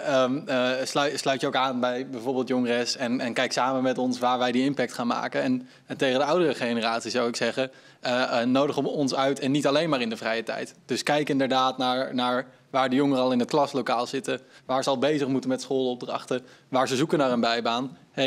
Nodig ze daarin uit voor deze hele transitie. Want dat is waar ze toch al bezig moeten. En laat ze dan gelijk maar wat goeds doen. Okay. Want ik denk dat je daar nog heel veel winst kan halen. Marije. Ja, je stelde net de vraag over de vonk. En dat zette me aan het denken dat ik dacht, je hebt niet alleen als je zelf met energie en energiebesparing bezig bent, je eigen verantwoordelijkheid. Maar als je kinderen hebt, dan heb je ook meteen een voorbeeldrol. Dus ik zou willen vragen, denk niet alleen aan wat je zelf doet, maar als je kinderen hebt of kleinkinderen of nichtjes of neefjes of van wie dan ook maar. Besef dat je ook een voorouder bent voor deze mensen en deze kinderen. En dat als je daar nu mee opgroeit, dat zij het wel gaan overnemen. En misschien dan nog beter gaan doen. En dat die energie dan, die transitie een stuk makkelijker gaat, zeg maar, als we allemaal een beetje sneller gaan lopen. Okay. Dat zou ik echt heel mooi vinden. Ik zie zo'n hele stroom pingwings in één keer lopen. Ik weet niet, maar die gaan ook allemaal dezelfde kant op, toch? Hoop dat ze dan nog wel een soort van ijsschots hebben waar ze op kunnen in de toekomst, Jan? Nou, ik denk het eerste dat we beseffen moeten is, we gaan al lang aan de gang matten. We zijn 20 jaar te laat begonnen. Dus we denken net te lang met denken in, er komt wel een nieuwe oplossing. Nee, doch het nou maar de oplossingen die er nou binnen. En verdiep je er een beetje in. Voor het eerst. Dat zou ik mensen vragen. Denk het ik net te groot. Denk wat bij jou past. Maar denk, elk lidsrolsie zet wat in beweging. En we gaan al lang beginnen matten. Oké, corporatie. Uw corporatie. Hoeveel leden moeten erbij? Nou, mensen wij hebben jou 119 in dorpen en steden in Friesland. Dus, en uiteindelijk zijn wij de grootste coöperatieve beweging in Nederland. Maar als we dat even plat slaan, dan hebben we ongeveer een dikke 60 leden. Dus dan hebben we echt nog wel een stap te maken. Dus de oproep van uw coöperatie is, laat die inspireren door al die mooie lokale initiatieven die er binnen. We gaan kijken over dus de warmtetransitie. Er zijn hartstikke mooie initiatieven in Heeg. We zijn in Arnhem, nou heel tegen bij Ternaardwaande met waterstof. Een van onze leden. Dat zijn initiatieven die het echt het verschil maken kennen. De opwek van Trinergie in het Trienwaarden, 2400 zonnepanelen. En waarbij de opbrengst waarom vloeit naar de Meenskip, waar een heel duidelijke boodschap is van wij willen hier in het Trienwaarden energie positief wijzen. En dat klinkt veel mooier dan energie neutraal. En 0,1 dB en dan best positief. Dus dat zijn initiatieven die het echt inspireren.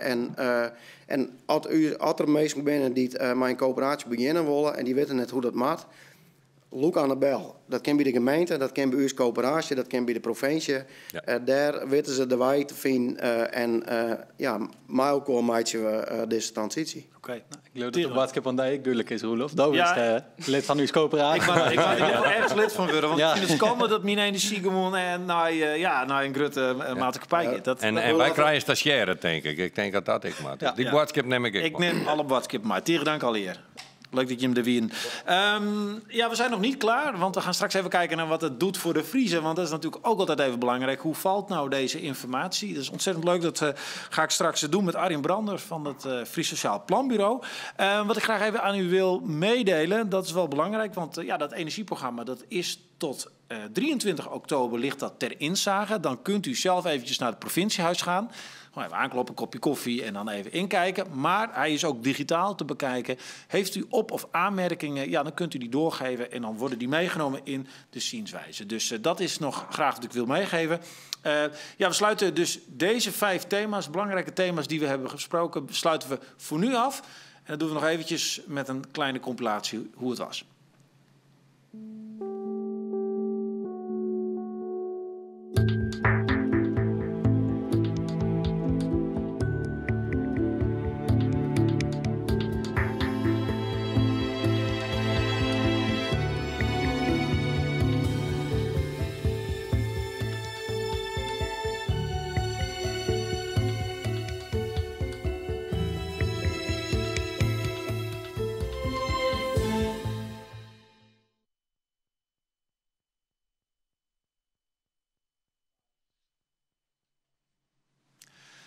En inmiddels is Arjen Brander aangeschoven, onderzoeker van het Fries Sociaal Planbureau. En ik zie hier tussen aanhalingstekens een heel mooi citaat. Nieuwsgierigheid vertalen in interessante publicaties over de Friese samenleving. Nou, wat een mooie luidspreuk. Arjen, je hebt net meegeluisterd. Dat gaat over heel veel informatie, zei je ook al. Hè? Ben je een beetje murf geslagen? Of hoe denk je dat de mensen achter die laptop zitten nu? Nou ik zie het even als burger echt te luisteren. En dan is het gewoon ontzettend volle informatie. En het is echt gewoon een heel ingewikkeld, abstract, complex onderwerp. En bij het Fries Sociaal Planbureau zorgen we naar hoe het meest hierin staan. In die energietransitie ben ze ermee bezig. Wat droogt ze? Wat belemmert ze? Dat abstracte. Hoe maakt ze dat abstracte nou concreet? En hoe krijgen we de mensen daar nou in dat verhaal? Dat is denk ik voor de oerhiet het belangrijkste uitdaging. Is dat nou die conclusie nou alles was je het hersteren? Van het mat bij ze tussen de eren komen en hoe doen we dat? Nou ja, in alle verschillen die er binnen, die we zeggen tussen inwoners van Friesland, daar komen we aan, denk ik wel even op. Zeggen we wel dat een heel groot deel vindt het gewoon een heel belangrijk onderwerp. En die vindt ook dat er wat gebeuren moet. Want die ziet ook de oerstromingen in Duitsland, in Limburg. Dat zien we mij eens al. Maar ja, dat wittende, die vertaling naar een handeling is gewoon best wel ingewikkeld. Hè? Dus ja, waar begin ik? Waar kan je helpen? Waar had de goede informatie van mij? Hè? Want het is net zozeer, het gaat net. Er is genoeg informatie. We krijgen ook al je van al je mensen die weten van dit moet het doen en dat moet het doen. Meesten met een hele grote technische bagage. Maar meesten willen persoonlijk weten van hey, ik ben hier in Frensje, in een dorp of wat dan ook. En die zie je naar, ja, wat betekent het voor mij persoonlijk? Wat kan ik doen? Maar is het misschien concreet, maar als je terug en dan heeft het onderzoek hier nadien en naar het draagvlak. Ja. Bijvoorbeeld wat minder. De pikker is een reactie uit van die soort van nou, ik wil het wel, maar dit had niet zin. Ja, nou, de informatie hebben, maar ik, betelbaarheid. Daar ben ik best wel wat zwaar genoeg van. Hey, kunnen we dit eigenlijk wel betalen? En we zeggen eigenlijk dat de lege inkomens, ja, die toch een keer volle minder maait van als de middeninkomens en de hege inkomens. Dus daar moet de overheid om denken, neem iedereen mee in dat verhaal. Zorg je ervoor dat iedereen handelingsperspectief had. Nou ja, we hadden een heel mooi voorbeeld zien bij de energiecoaches. Die komen bij de meesten deel, die zie je ze op, helpen, ondersteunen. Het zou mooi zijn als er een vervolg opkomt. Dus dat ze echt zeggen van oké, dit zijn de liedste dingetjes. We kunnen hem echt helpen, maar echt die grote verduurzamingsstap, dat zou echt nog een hele mooie wijze vanuit de oerhiet, denk ik. Want ja, je ziet echt dat verschil wel tussen die inkomens in de mate waarin ze mij dan kennen. Dus ik denk daarom. Nou ja, we zien eigenlijk de koprenners, de energiecoöperaties. Koesteren ze, want die ben in het dorp bezig. Die binnen om het experimenteren. Die genereren kennis die de oerhiet bij broeken kennen. Dus waardeer die koprenners. Maar denk ik om de wat meer mensen die wat achterom hobbelen. En heel terecht, want het is gewoon een heel ingewikkeld onderwerp. Dus zorg je dat er voor iedereen een beetje ruimte onder de zinnen is in dit verhaal. Ja, dus dat is een heel duidelijk punt vandaag. Hè? Er moet net een groene elite ontstaan. Mooi soort yield die het wil isoleren en dat yield ik wel lekker waarom krijgen. Hè? Want dat is dan vaak, die verzinnen die er mooi aan. Ja, en dat is nou wel een beetje gebeuren. Hè? De subsidieregeling die er binnen ben eigenlijk best wel heel generiek. Er zit nog weinig specificiteit in. Dus het is net echt gericht op bijvoorbeeld meesten met een leeg inkomen. Dus zorg je daar vanaf het begin op van ja, denk erom, neem iedereen daar zo volle mogelijk in mij. Ja.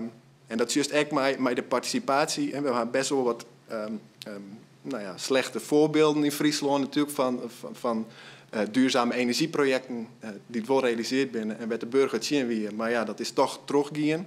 Neem eens een voorbeeld. Nou ja, de windmolenparken of neem maar op. Het is net zozeer dat mensen heel erg per se die windparken binnen of die zonneparken binnen. Maar ze willen in een petit stadium wil ze al mijn naam worden. Ze willen jet worden, ze willen inspraak hebben. Dus zorg je voor die rechtvaardigheid. Ja, want dat is denk ik wel heel erg mooi wat nou op Joen ontsluit. Ja, mensen die kunnen dat rapport vanzelfs lezen, dat kunnen ze bezien, dat kunnen ze downloaden en dan kunnen ze er wat van vinden. Is dat uit die ervaring iets wat een heel soort mensen kan doen? Waar ik net te zeggen, maar wij zijn hier nog van de jong bezig met heel veel informatie te zenden eigenlijk naar de mensen. En dat is mooi, dat zal ik vast een aantal mensen zien. Ik hoop het. Ja, maar het echte werk, de gesprekken, bijvoorbeeld met de energiecoaches, in de kantines, in de dorpen, met de energiecoöperaties, daar moet het geen leven en daar moet het geen elkaar helpen. En daar moet de gesprekken plak vinden van ja, hoe je het bedrijf. Dus net eigenlijk maar zienswijzes en nog even een komma daar en een punt daar of lilk daar. Er zijn mensen die vinden dat interessant, maar er ben ik heel veel mensen die vinden dat het net interessant. Nee. Dus eigenlijk zo de soort van beweging komen matten, dat is ook heel makkelijk maar een gemeente of een provincie praat over energie. Dat ze zichtbaar binnen. Dus een energiebeurs misschien wel door het weekend of wat dan ook. Viskarren erachteraan. Sluit om bij die energie en wat er al gebeurt in de samenleving. Want er gebeurt al een heel soort. Er zijn al een heel soort initiatieven. En er zijn al een heel soort mensen. Nou, daar was ik het voorbeeld, jong, dat is al ondergang geweest. Dus heel veel mensen binnen al ondergang en komen dan gaande wij herinnert zijn ding aan. En dan moest het zoiets helpen. En dan kist het verschil maken. Dan kist we een stukje verder. En zo kunnen we steeds lietse stapjes eigenlijk verder zetten in dat proces. Oké, mooi. Dus meer communiceren. Dat is eigenlijk altijd belangrijk. Arjen Tierendak, vond je het wel een leuke jongen? Want hij heeft natuurlijk een heel achter de schermen zitten. En ik denk dat van veel mensen dit hebben ze er wat aan horen? Ja, ik kan een topjongen horen. Oké, dat is een topjongen horen. Nou, dat is goed nice. Ik sluit je mee af. Bedankt. Fijne Stevens die lucht hier hoe skine woest. Dit is het einde van het webinar. Ik wil jullie allereerst ontzettend bedanken dat jullie hebben gekeken. Ook bedankt voor het stellen van de vragen. Zoals ik net al zei, die vragen worden allemaal gebundeld en daar wordt een reactie op gegeven. Het webinar is terug te kijken. Dat zouden we heel erg fijn vinden als u de link, die krijgt u toegezonden, dat u die ook even deelt met andere mensen. Want kijk eens eventjes, dat was ontzettend leuk. Dat moet je echt even doen. Dus niet zonde van de tijd. En de op voorhand gestelde vragen, die hebben we zoveel mogelijk proberen terug te komen in het webinar. Ik hoop dat u dat gemerkt heeft. Daar hebben we echt veel aandacht aan besteed. Heeft u nog een vraag? Ja, kom dan eventjes via friesland.frl, dat is de website. Kom dan even of via de sociale kanalen eventjes bij ons terug. Stel een vraag die prangend is en dan krijgt u daar antwoord op. Die belofte doe ik. We hebben veel gesproken. Ik hoop dat u nog wat energie over heeft voor een leuke avond. Daar wens ik ook heel veel plezier mee. Bedankt voor het kijken en wie weet tot de volgende keer. Dag.